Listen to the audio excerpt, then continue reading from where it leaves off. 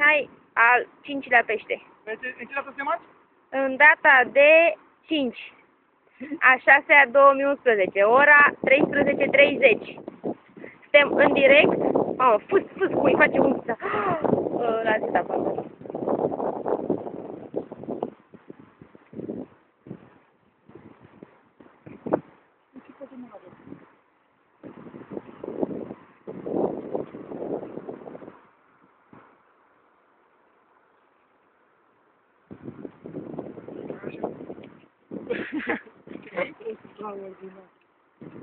E mai mare?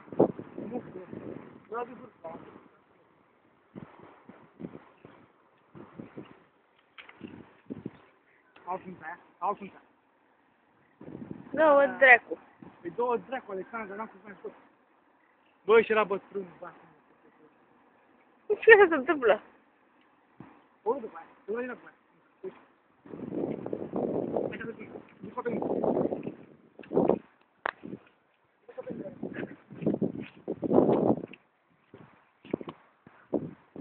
Mamă, unde a pus-o?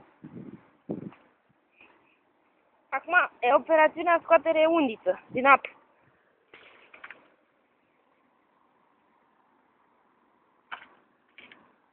Unde e Mihai? Acolo e Mihai. Scoate peștele. Deci mă duc cu minciocul acum.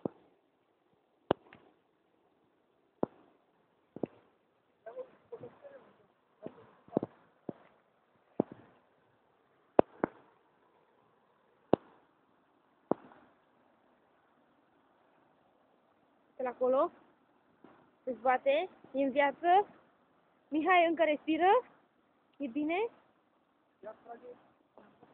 Asta? Să ridic?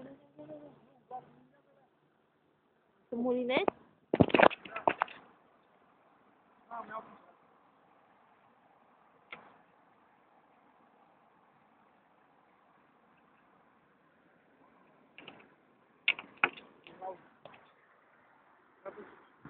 Ce?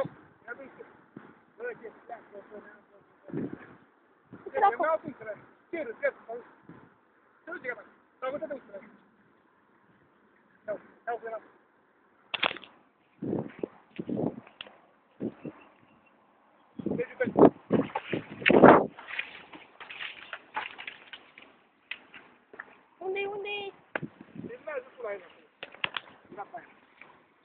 Cu farsă până.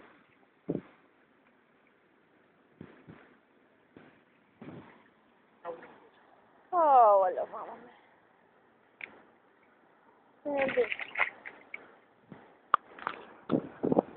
Gata.